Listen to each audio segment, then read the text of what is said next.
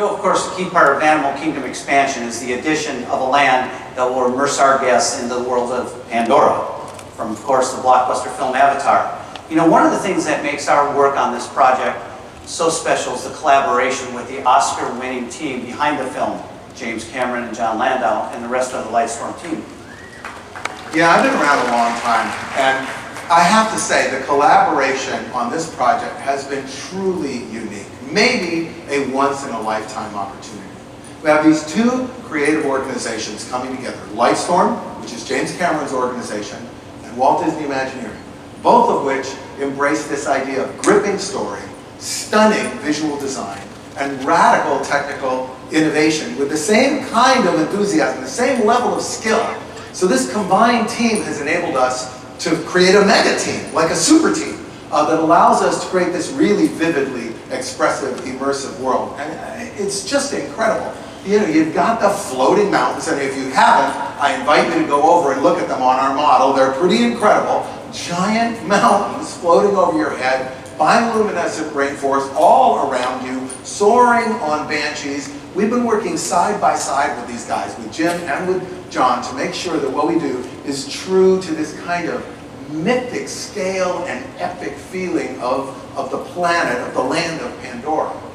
And you know, our goal, our combined goal, is really to create we want you to think that it's real. We want you to feel that it's real. And I don't just mean realistic detail. I mean that you walk away with a sense that this thing that happened to you was real, a transformational experience that you will remember for the rest of your life. You know, Joe, I guess we could stand up here and talk all day about it, but I think everyone would love to hear it directly from the creators of Avatar. Ladies and gentlemen, James Cameron and John Landau.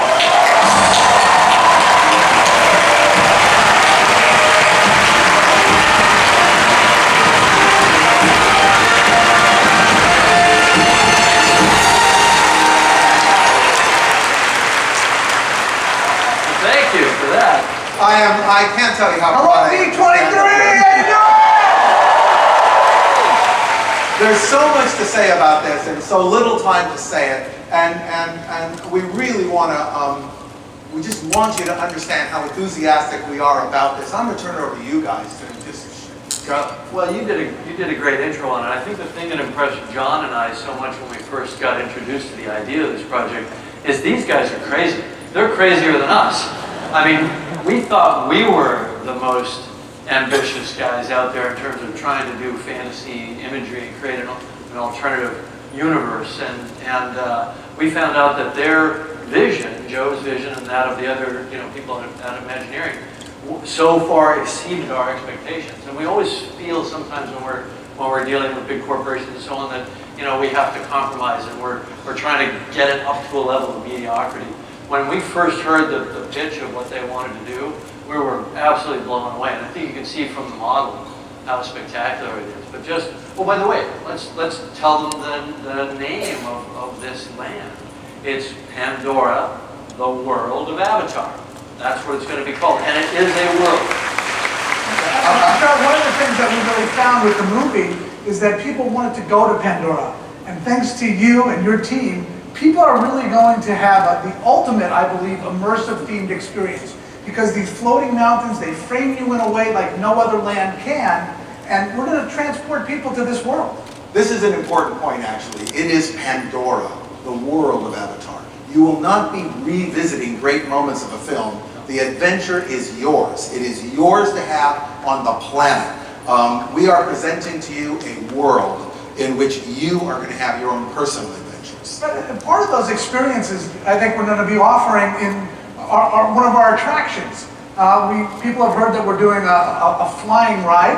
That ride we are calling the Flight of Passage. And I think that's very important because it's something that touches on what all Na'vis have to go through.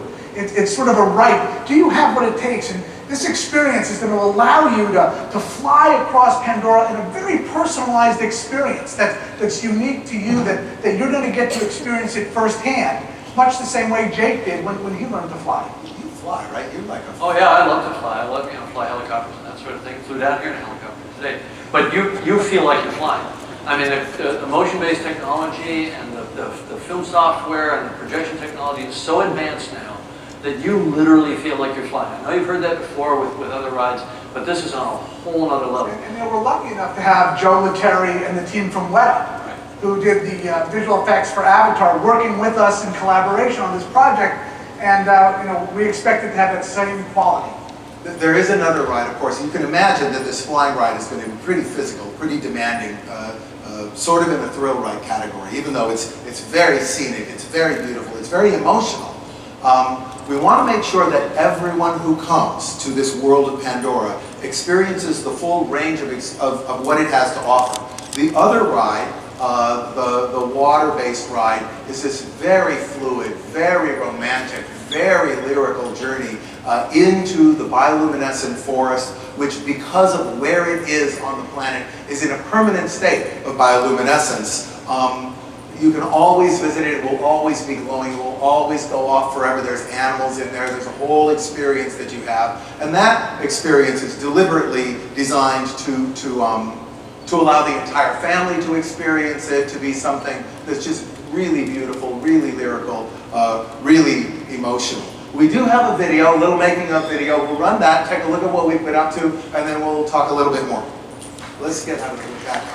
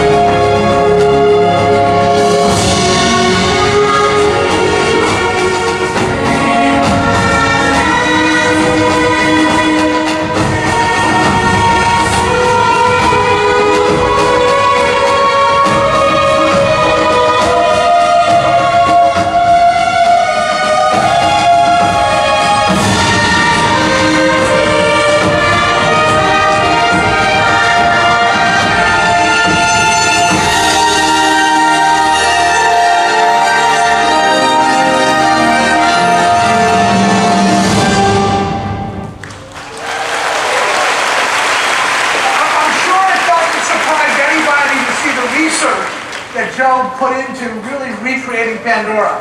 He and his team really have dedicated themselves to going back with a lot of the research we did to make the movie, to invest that in the land. And the other thing about the land is, like in the movie, the land itself becomes bioluminescent at night. So you don't have to just go on the ride, but the world itself will come alive. This point about research, those of you who know Animal Kingdom know that we strive for this level of almost hyper-real detail, because all of our stories are so anchored in animals, and animals are so irrevocably real. Now, when you're watching the film Avatar, for most part, you're watching principal photography. You're watching actors and actresses, well, characters, who are carrying forth the story. And all that beauty, all that richness, all that environment that you believe in is a setting for that action. When we build a world, you are the protagonist, and all of a sudden, a floating mountain that went by for 3 or 4 seconds, you can stand and look at for an hour. And it has to hold up to an hour's worth of scrutiny. And to get that much detail, yes indeed, you have to go back and look at rocks, and look at trees, and look at vines, and look at tribal buildings, and make sure that you are holding up to a level of scrutiny that is like a microscope. You're respecting the natural world, you know, and that's the thing that I think is such a stroke of genius of locating the land in Animal Kingdom, which is all about a celebration of nature and animals. And this is an opportunity to also celebrate tribal cultures that interact with nature much more than we do in our modern technological society. And it's something that we all yearn for. We all kind of yearn for that connection to nature. We found out something interesting when we released the film and when we first screened the film, is that it wasn't just the kind of the battles and the action that made the film so compelling and made people want to see it over and over. It was something that I think is missing from a lot of films, which is beauty. A sense of immersion and a sense of wanting to be a part of this amazing, beautiful world. There was a sense of wonder. And that's what you and your team have fought so hard to preserve in the land. It's going to be a remarkable experience. You're going to want to sit there and have a picnic. It's not about charging in. And, I mean, yes, of course, you can go on the rides and that'll be wonderful. But just walking around is fully immersive. You feel you've gone to Pandora. You feel you're a character in a narrative, and there is storytelling involved. And I think that was what was amazing too, is the level of kind of let's create a narrative. Let's create a thematic story here. It's taking place after the war. The gunships are all down and rusting in the jungle, and it's a celebration of humans being welcomed to Pandora. And that's what you'll feel. You're being welcomed to this wondrous place. You know, hopefully, like Jake arrived on Pandora and he left with his eyes wide open, that hopefully guests will do the same thing. They will arrive, and this experience of actually being transported to Pandora will open their eyes and they'll look at things a little bit differently, maybe. I think that's right. We want to use this experience of Pandora to remind us of Earth itself. We live on an extraordinary planet. The rationale behind this film is actually to remind us that we live on an extraordinary planet. And all of us together want this experience of Pandora to be something that is not just fantastically exciting, not just thrilling, but meaningful to people. We're making extraordinary progress right now, creating Pandora in the physical world, and we look forward to sharing this special place with you.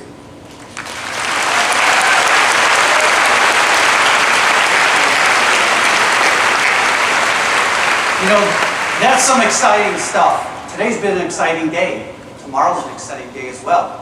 Somebody has a birthday tomorrow. Mr. Jim Cameron! All 8,000 people singing happy birthday to Jim Cameron!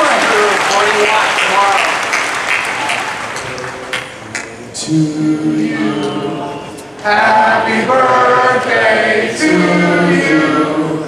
Happy birthday, dear Jim. Happy birthday.